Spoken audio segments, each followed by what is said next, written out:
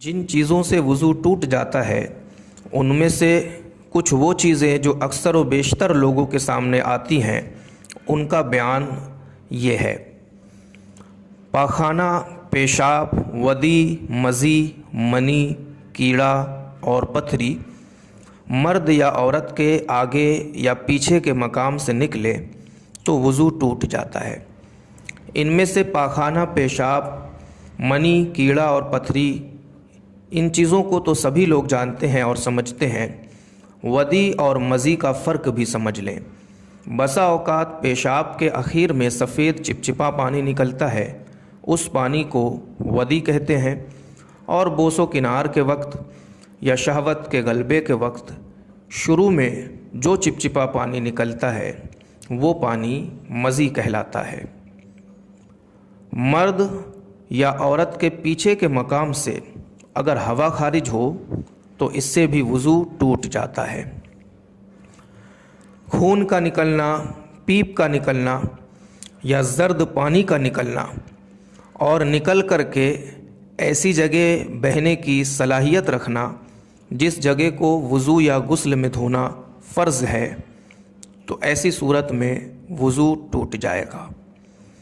बसा औक़ात ऐसा होता है कि खून चमकता है, उभरता है, जैसे कि सुई की नोक लग जाए या चाकू का किनारा लग जाए, तो खून उभर जाता है, चमक जाता है, लेकिन बहने की सलाहियत उसमें नहीं होती, तो इस सूरत में वज़ू नहीं टूटेगा। और अगर बिलफ़र्ज़ खून बहा मगर वो ऐसी जगह बहा कि जिस जगह का वज़ू या गुस्ल में धोना फ़र्ज़ नहीं है, तो इस सूरत में वज़ू नहीं टूटेगा।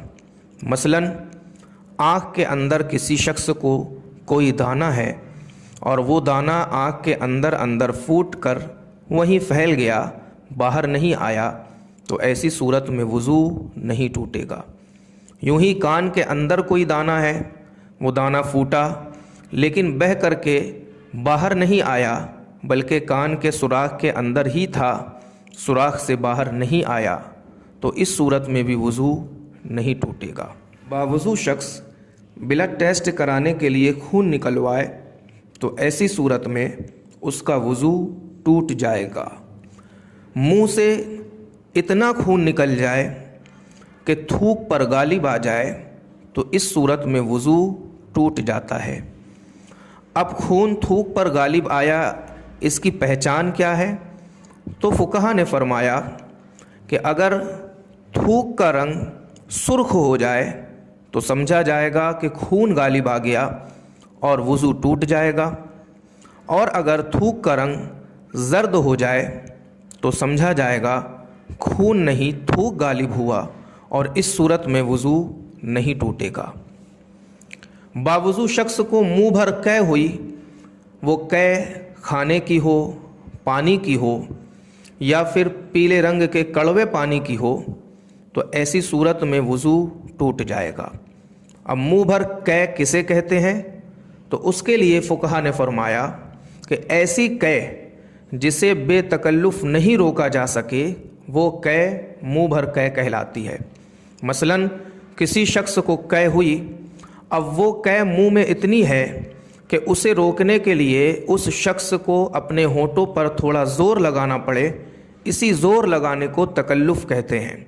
अगर इतनी कै हुई कि होंठों पर ज़ोर लगाए बगैर वो कै मुंह में नहीं रुक सकती, तो ये मुंह भर कै कहलाएगी और ऐसी सूरत में वज़ू टूट जाएगा। और अगर इतनी कै हुई कि बगैर तकल्लुफ़ के वो कै मुंह में रुक सकती है और होंठों पर उसे रोकने के लिए ताकत नहीं लगानी पड़ेगी, तो ऐसी सूरत में वज़ू नहीं टूटेगा।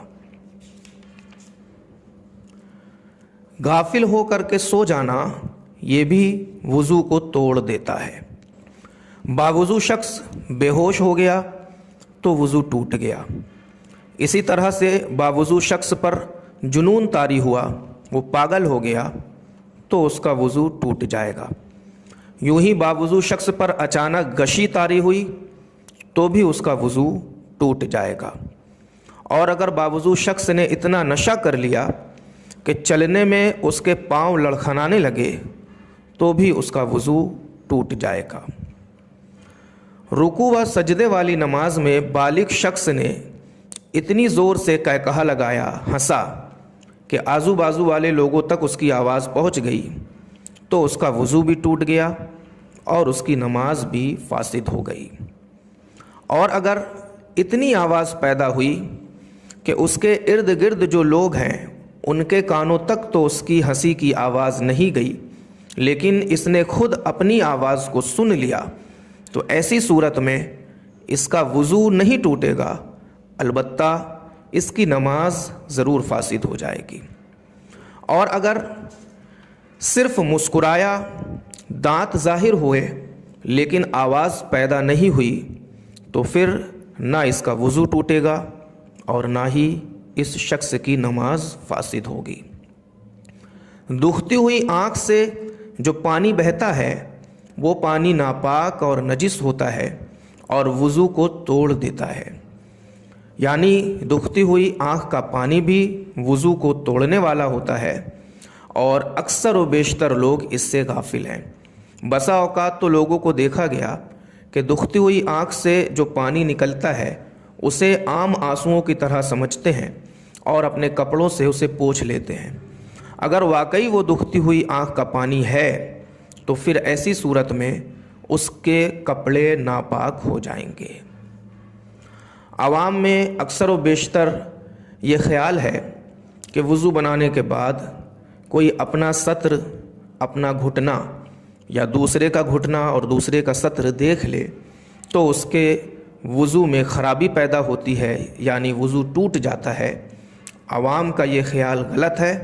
البتہ ادب کا تقاضا ہے کہ وضو بنانے کے بعد اپنا یا دوسرے کا سطر بغیر کسی شدید ضرورت کے نہ دیکھا جائے۔ واللہ تبارک و تعالی اعلم۔